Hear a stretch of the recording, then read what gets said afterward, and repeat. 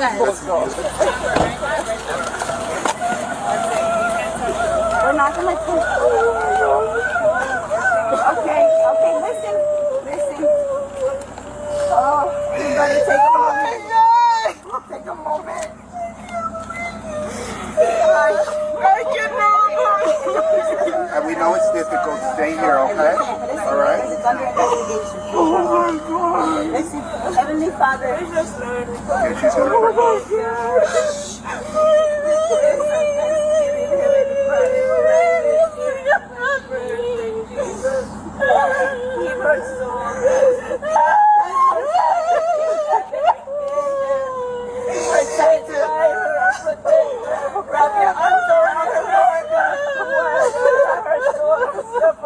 Welcome back. A look at graphic police sworn video played for jurors in the case of a woman accused of plotting to kill her romantic rival. 31-year-old Sakiyna Thompson is accused of traveling from New York to Tamarac and stabbing her boyfriend's lover to death. NBC6's Marissa Bagg is live at the Broward County Courthouse with the never-before-seen video of the crime scene you'll see only on 6. Marissa? Jackie and Jawan, Kayla Hodgson was murdered in her home in Tamarac back in July of 2022. And this video that shows the brutal crime scene, we've blurred much of it for you, but we do want to warn you that it is graphic and disturbing. This is the gruesome scene Broward Sheriff's deputies discovered in July of 2022. 23-year-old Kayla Hodgson stabbed dozens of times, lying in her own blood in her Tamarac apartment home. Revelto Robinson found her first that day and called 911. On July 13th, 2022, at 5 a.m., a woman wearing a hat, mask, and gloves arrived at an apartment in Tamarac, Florida. Inside lived 23-year-old Kayla Hodgson, a waitress and bartender whose life was about to end. By dawn, authorities would find her dead, the scene drenched in violence. The visitor, later identified as Sakiyna Thompson, 31, vanished before sunrise, leaving behind a trail of questions and no obvious witnesses. Over 3 years later, in October 2025, a jury found Thompson guilty of first-degree murder. Then on December 1st, 2025, she was sentenced to life in prison without the possibility of parole.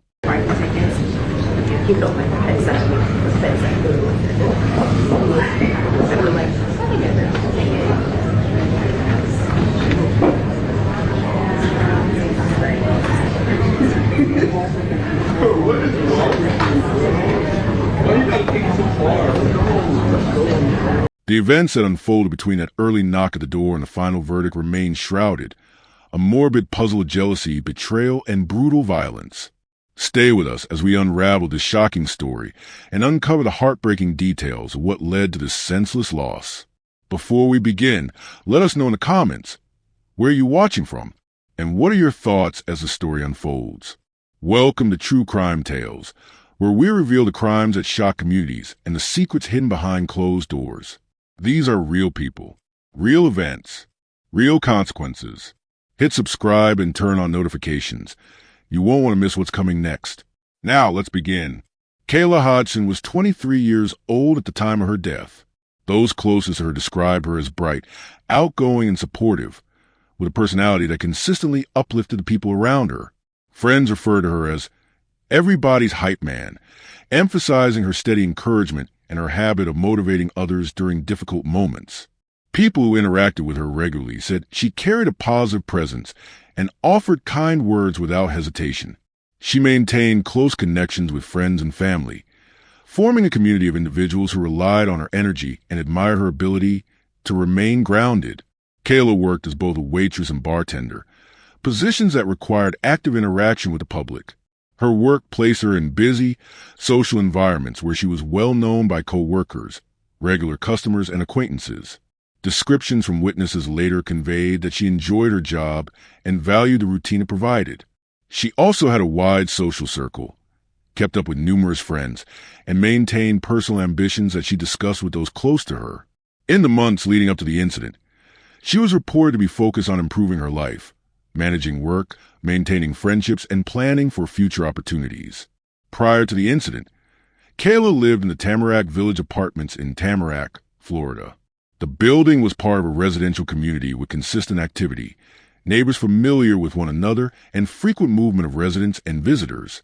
Her apartment would later become central to the investigation as a location where the events of July 13, 2022, unfolded. Residents would later describe the crime as unexpected, given the generally peaceful nature of the complex. News of Kayla's death led to immediate shock within the community. Friends and family expressed disbelief, stating that her life was taken suddenly and without warning. A GoFundMe fundraiser was created to support funeral expenses and assist a family during the aftermath of the incident.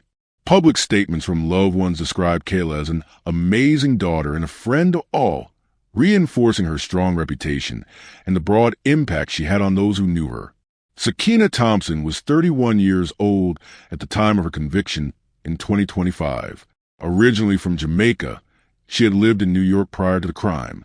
Investigators later reported that her travel patterns, phone records, and communication history became significant factors in the case.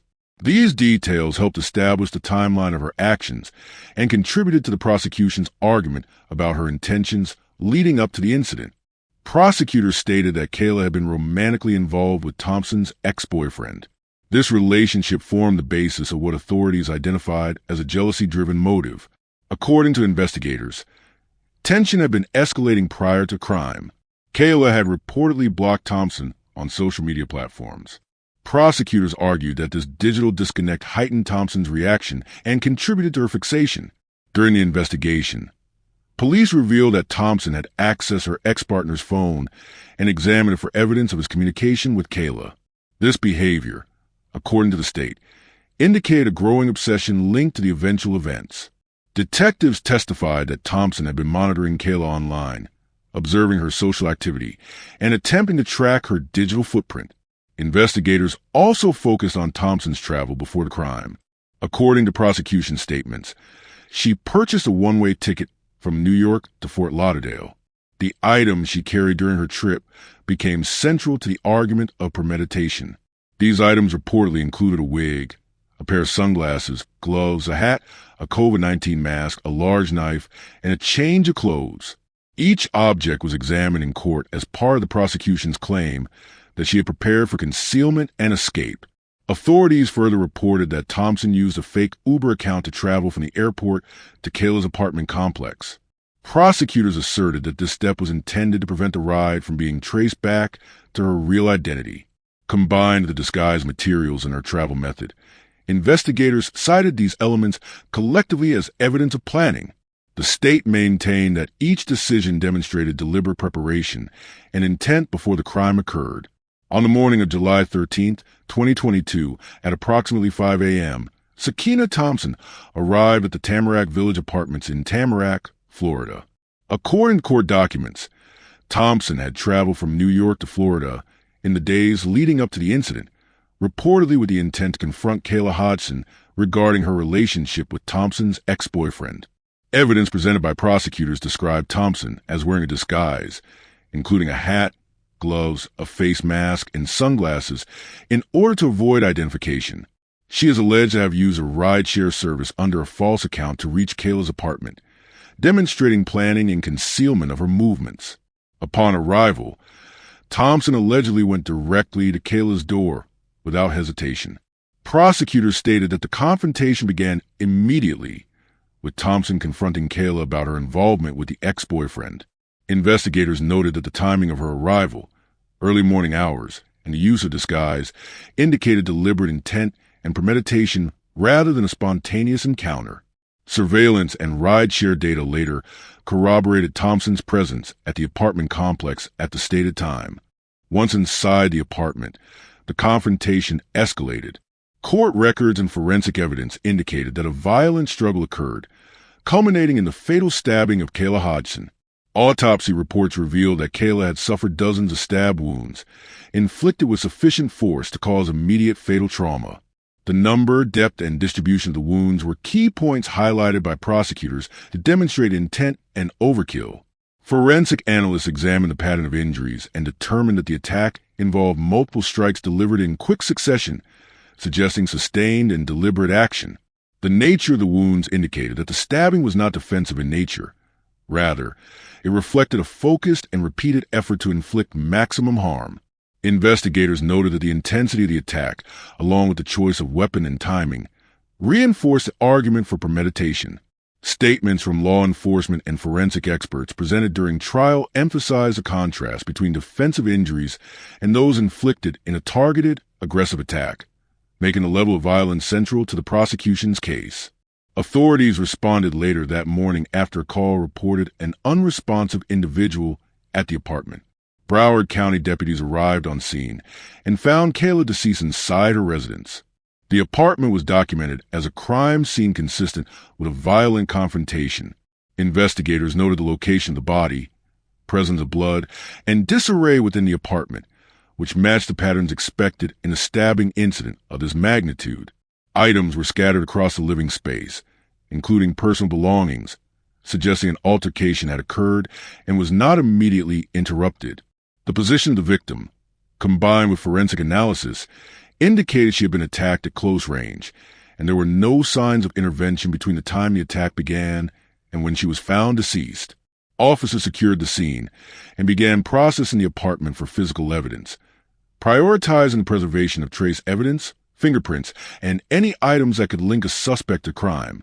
According to investigative reports, after the attack, Thompson engaged in a series of actions consistent with an attempt to conceal her involvement. Prosecutors asserted that she changed out of her bloody clothing and into items belonging to Kayla Hodgson, possibly to hinder identification and remove direct evidence of blood. Investigators reported that Thompson attempted to clean certain areas of the scene, including surfaces that contained visible traces of blood or other forensic material. Instead of contacting emergency services, Thompson fled the apartment complex, returning to New York. Rideshare logs indicated she utilized the same fake account she had used to arrive, ensuring that her movements could not be easily traced. These post-incident actions, changing clothes, cleaning the apartment, and fleeing the state, became central pieces of evidence cited by prosecutors to argue that the killing was deliberate, planned, and executed with intent to avoid apprehension. Following a report of an unresponsive individual, Broward County deputies responded promptly to the Tamarac Village apartments. Upon entering the apartment, officers found Kayla deceased. Immediate steps were taken to secure the crime scene, photograph the environment, and begin the collection of physical evidence, including fingerprints, DNA samples, and items that could indicate the nature of the attack. Detectives began an active investigation into the circumstances surrounding the death, focusing on identifying potential suspects and reconstructing the timeline of the final hours of Kayla's life. In the immediate aftermath, the identity of the perpetrator was unknown. Kayla's family and friends publicly expressed shock, grief, and disbelief, emphasizing the abruptness and senseless nature of the loss. While investigators worked to piece together the suspect's movements, the community speculated about possible motives and individuals involved. Social media posts, witness accounts, and early reporting highlighted both the community's concern and the difficulty in determining the identity of the assailant. Investigators relied heavily on digital evidence, travel records, and forensic material collected from the apartment to move the investigation forward. By late July 2022, law enforcement had gathered sufficient evidence to support the issuance of a warrant for Sakiyna Thompson's arrest. This included digital tracking of her travel to Florida, communications linked to the victim, and the physical evidence from the apartment that indicated premeditation and concealment. On August 3, 2022, Thompson was located in Springfield Gardens, Queens, New York, and taken into custody. Following her arrest, she was formally extradited to Broward County, Florida, to face first-degree murder charges, marking the formal transition from investigation to prosecution. The arrest intensified both the grief and relief among Kayla's family and the broader community. Mourning remained prominent as details about the crime and Thompson's alleged planning were reported in local and national media. Family members publicly described Kayla as irreplaceable, emphasizing her positive influence and vibrant personality. Community members rallied around the family, donating to a GoFundMe fundraiser established to cover funeral costs and commemorate Kayla's life. The combination of public grief, media attention, and legal developments created a heightened atmosphere of anticipation for the upcoming trial, while also ensuring that Kayla's death remained a matter of public concern. The trial of Sakiyna Thompson for the murder of Kayla Hodgson commenced with the prosecution outlining its central argument that the killing was premeditated, deliberate, and carried out with full knowledge of the intended outcome.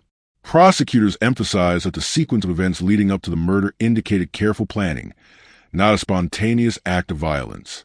Central to the prosecution's case was Thompson's travel from New York to South Florida, a journey undertaken several days before the murder. Flight records, plane tickets, and witness statements corroborated that Thompson had arranged the trip in advance. Investigators argued that this travel was motivated by a desire to confront Hodgson, stemming from jealousy over her relationship with Thompson's ex-boyfriend and compounded by social media interactions in which Thompson claimed she had been blocked by Hodgson. This sequence of events formed the backbone of the prosecution's narrative that the act was planned rather than reactive. Additionally, the prosecution highlighted the disguise materials Thompson brought with her. When she arrived at Tamarac Village Apartments, she wore a hat, a COVID-19 mask, gloves, and sunglasses. These items were presented as evidence that she intended to conceal her identity, ensuring she would not be recognized by neighbors or passers-by. The defense attempted to frame these materials as incidental, but the prosecution countered, asserting that deliberate planning was evident in every detail, including her timing and choice of attire. A further point of emphasis was a knife recovered as a murder weapon. Thompson allegedly carried a large knife with her in a bag, which was confirmed during the investigation. Prosecutors argued that the decision to bring a weapon, combined with her knowledge of the apartment layout and anticipated presence of the victim, demonstrated forethought. The knife was not a spur-of-the-moment tool.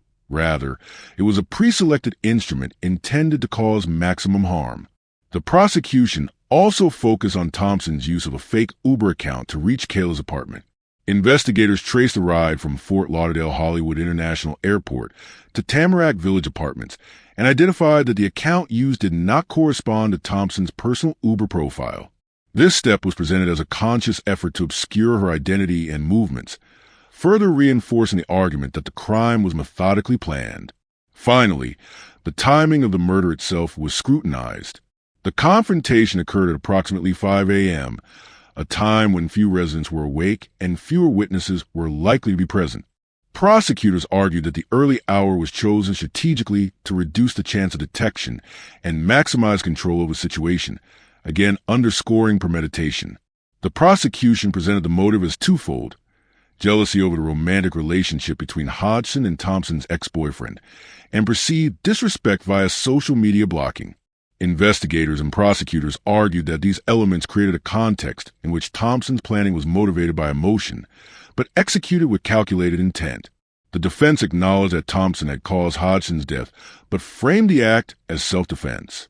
During her testimony, Thompson claimed that Hodgson initiated physical violence, striking her and inflicting a superficial injury with a piece of broken glass. She maintained that she feared for her life and for the safety of her unborn child, as she stated she was approximately 2 months pregnant at the time of the incident. Thompson described experiencing a state of temporary memory loss or blackout during the altercation. She testified that she could not recall specific moments of the struggle, and that her first memory after the incident was holding the knife and observing Hodgson lying on the floor. Her defense presented this claim as evidence that the stabbing was reactive and defensive, rather than premeditated or calculated. Additionally, Thompson argued that the items she carried and the clothing she wore were intended for protection rather than concealment. Her attorney suggested that gloves and masks were measures to avoid being cut or contaminated, and that the early morning timing was incidental. They maintained that the act was impulsive, driven by immediate fear for personal safety, and not the product of planning. The prosecution countered the self-defense claim using a combination of forensic evidence, digital data, and behavioral analysis. Autopsy results indicated that Hodgson had suffered dozens of stab wounds, many in locations inconsistent with defensive postures.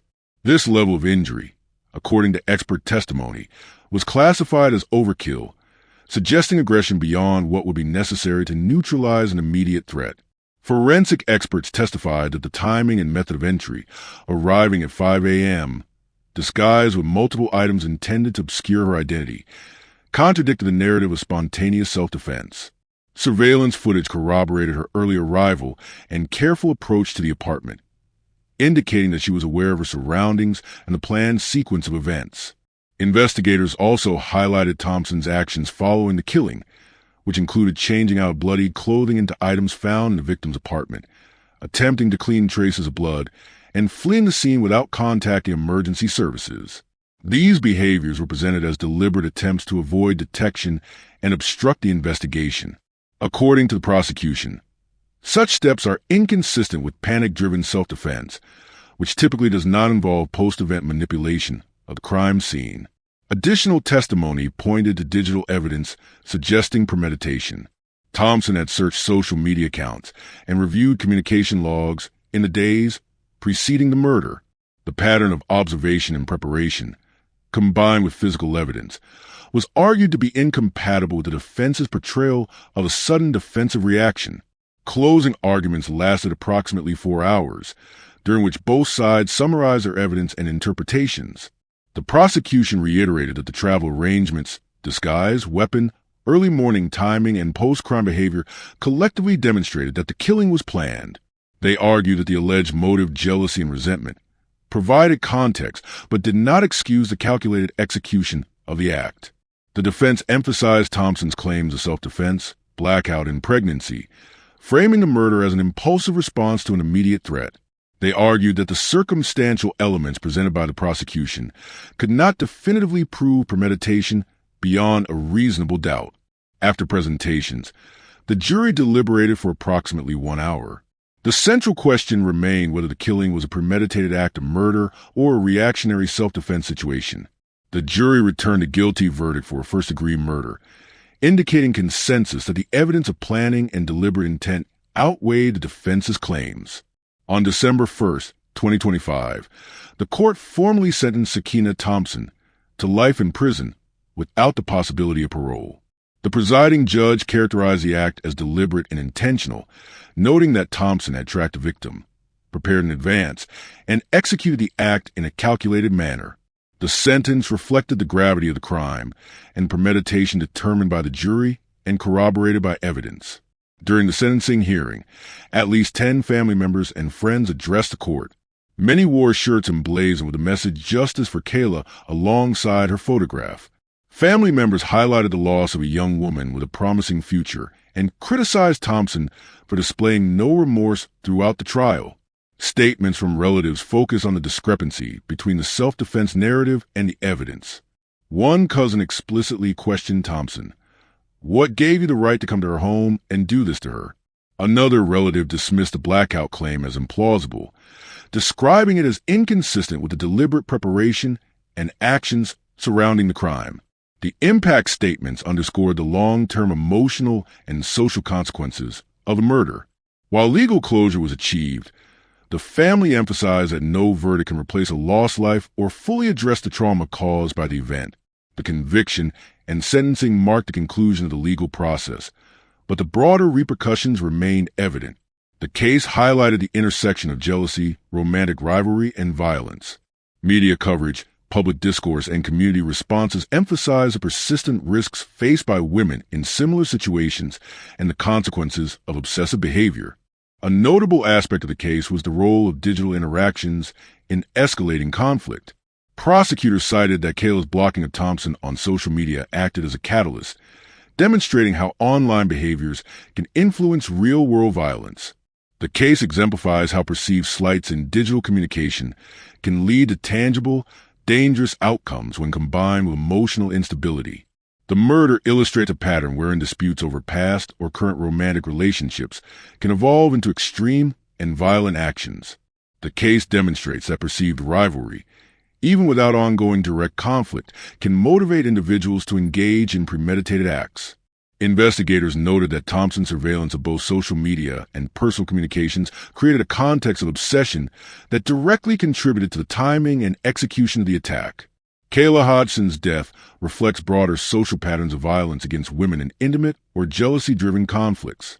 Statistically, young women are disproportionately affected in these contexts, emphasizing the need for early intervention and awareness. The case reinforces the importance of recognizing warning signs, such as stalking behaviors, obsessive monitoring, and escalating jealousy. The trial also highlights the complexity of self-defense claims. While Thompson's defense emphasized fear and blackout, the court relied heavily on forensic evidence, behavioral analysis, and digital records to determine intent.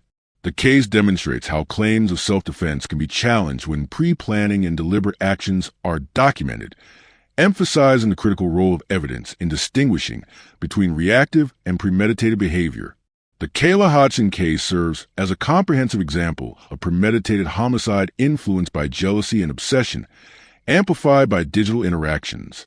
The trial, sentencing, and aftermath provide a detailed study of how modern relational dynamics, behavioral patterns, and forensic evidence converge in the legal system. While the conviction delivered accountability, the broader implications highlight ongoing societal issues regarding violence, relationship dynamics, and the vulnerabilities of young women. If you found this story as gripping and heartbreaking as we did, don't forget to like this video and share it with others.